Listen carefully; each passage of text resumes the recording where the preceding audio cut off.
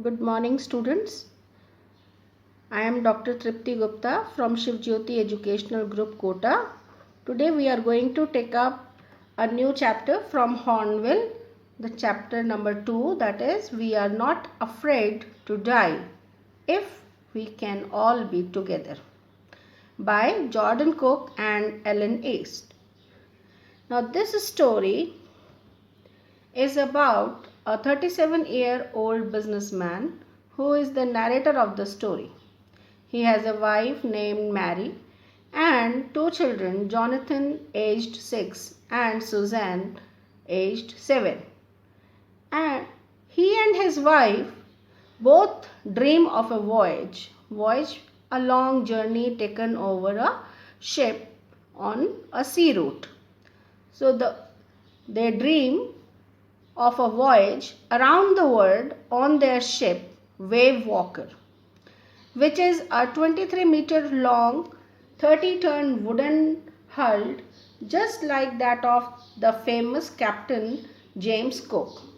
So the narrator followed the way the voyage was taken by Captain James Cook.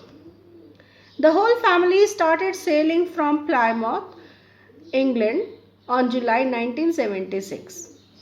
The initial phase of the 3-year-long journey was from Africa to Cape Town. It was pleasant. While heading east, along with two newly hired crewmen, strong waves hit them and their survival became a question.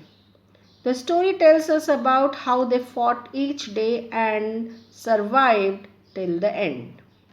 Now let us start with the summary. Here, the narrator and his wife plan a voyage around the world just like famous Captain James Cook. They have been preparing and perfecting their seafaring skills. Seafaring skills are those skills which are required by a sailor to sail on a long voyage, like to read the nautical latitudes, longitudes, to understand the sea currents. All these things are various skills to take up as a captain, to perform as a captain of a ship. So they were been preparing for last 16 years. They get a ship which is 23 meters long and weighs 30 tons, wooden hull, named Wave Walker. They test it in the rough weather for months. In July 1976, they all start their journey from Plymouth, England. They sail from Africa to Cape Town, which was quite a pleasant journey. So the first part of their journey was very pleasant. Before heading east, the narrator hired two crewmen, Larry Vigil and Herb Sigler, to help them tackle one of the roughest sea, the southern Indian Ocean. They encountered strong and alarming waves during the second day. By December 25, they all managed to reach 35,000 kilometers east of Cape Town. The family somehow manages to surpass the bad weather and celebrates Christmas together. So 25th December was being celebrated during in that voyage itself.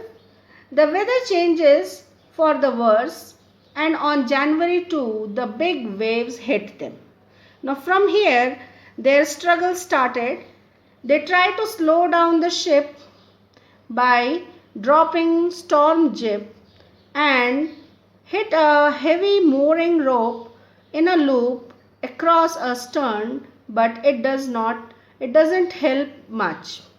Storm jib is a big sail which is being dropped when the storm is hitting the ship, and the mooring rope is a rope which is very strong and it's a long rope, and it is being tied to each and everything on the deck, so in a circular manner, so that whenever suppose a big wave hits them, then also they will not be washed away from the ship.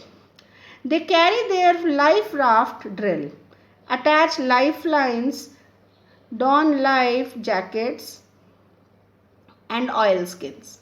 Later in the evening, a vertical and huge wave strikes the ship and the narrator is thrown off from the ship.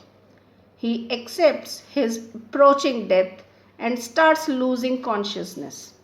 So here was the massive hit which they came across by a huge wave, and the narrator, he was being badly hit in that storm. When the ship is about to overturn, a huge wave again hit and turns it right back. He suffers injuries in ribs and mouth. He grabs the guardrail and sails into the ship's main boom. So somehow, as he was being moving with the wave, with the sea water, he somehow was being able to grab the rail of the upper side of that ship, and he finally managed to come back on the ship. He instructs his wife Mary to guard the wheel, and his crewmen starts pumping out the water. So the wheel which is being used to take care about the directions, to give the direction to the ship, that was being handled by his wife, and he and his crewmen, they started pumping out the water which was being infused inside the ship. The narrator goes to his children's cabin and checks on them, but his major concern is to save the ship. He was bothered and he went to find whether they were being okay or not, though the children were suffering some minor injuries and a major injury by her daughter Suzanne. She also reported a head injury, but he was concerned for the ship first. The narrator does waterproofing on the gaping holes. That was the foremost thing, to stop the infusion of the water further. The hand pump gets blocked and electric pump gets short circuited. So these two options were now been ruled out. He was not getting the help of that hand pump and the electric pump. Somehow he later finds a spare electric pump and connects it to drain the water. So that was the foremost thing, to put the water which has been inside the boat to be drained out, so that their boat should not sink inside the sea. They all kept pumping the water all night long. Their mayday calls are those emergency calls which are being made by a ship which is being stuck in a storm to the nearby other ships which are there in the sea, so that if they find this call, it is possible for them, they can come and rescue these people. But these calls were not being answered, as they are in the remotest corner of the world. Sue, on the other hand, has now a swollen black eye and a deep cut in her arm.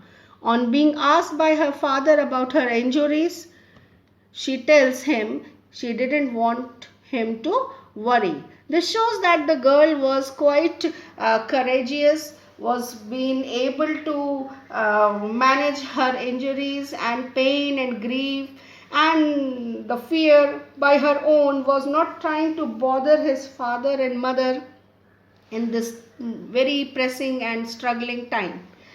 He was trying to save them.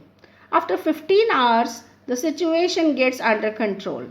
The narrator decides to work in rotation and rests. The water levels are controlled, but the leaks were still there below the water line. So, still, because of those leaks, water was still infusing, but somehow they were being able to managing the water levels, and the things were under control. The ship is in bad shape now. It is not in a condition to reach Australia, and so they decide to reach the nearest island Isle Amsterdam, a French scientific base. As their supporting engines were also damaged, the chances of the ship to reach the destination are low. So this was the only way they could survive, was to reach the small island, which was really very small, Isle Amsterdam, and this was the only hope left for them, or else they would have sank down inside the sea. After pumping the water out continuously for 36 hours, they took a sigh of relief. They ate their first meal in 2 days, some corned beef and crackers. The weather soon started changing, and again the black clouds took over by the morning of January 5. So there was a second round when again the weather started getting in a bad shape, and there were deep black clouds, and now they were being feeling this sense that probably again they would be hit by another next set of storm and waves.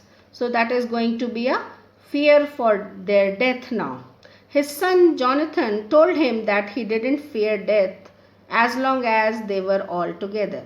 Now this was a huge, great console and courage being given by a small child of 6 years to his father, that since they all are together, he is hardly afraid of dying. That's where these lines, they justify the title. This filled him with determination to fight the sea. The struggle continued. The narrator tried his best to protect the weakened starboard side. The same evening, the narrator and his wife sat together holding hands. See, the both narrator and his wife, they both were practically aware that probably they may not be able to survive. There are hardly any chances. They were not very lucky to be, they may not be able to bear on this storm, and probably that made them to keep thinking about that probably the end was near. His children continuously supported him, which gave him moral support to keep going. Now, the courage, the way the children were been supporting them, consoling them, making them to feel that they are not fearing at all, they are not frightened at all. So that made them to have a moral support in this struggling time. The wave walker sailed through the storm and made it finally. The narrator then calculated their exact position by working on the wind speed.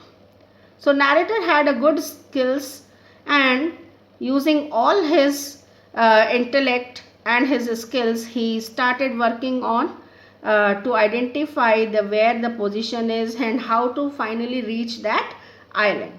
While he was brainstorming, Sue gave him a card that she made expressing her love and gratitude towards the family. What all efforts the narrator has put in were being gratified, were being thanked, and Sue expressed her love in the form of that card, and that made him really immensely happy, and he was feeling that all the efforts which he has put are really good enough, and they are being given a proper worth by their children. He instructed Larry, with a new hope now he is working, he instructed Larry to steer the course of to 185 degree. He said that if they were lucky, they could hope to find an island by 5 p.m. He dozed off and suddenly got up around 6 p.m. He believed that they didn't make it and was disappointed. As he woke up, when he did not find, he saw the time, and he probably believed that they have missed the island and they have not reached. His son came and informed him about how they reached LA, Amsterdam Island.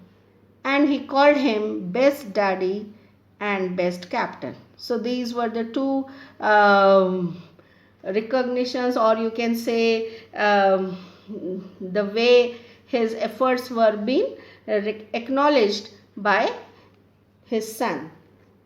They reached the island with little struggle, and with the help of inhabitants, the whole team, the family, and two crew members never stopped trying.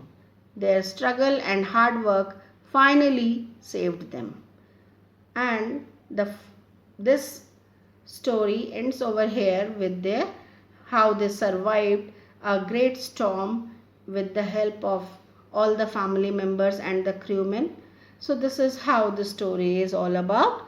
Thank you students for attending the class.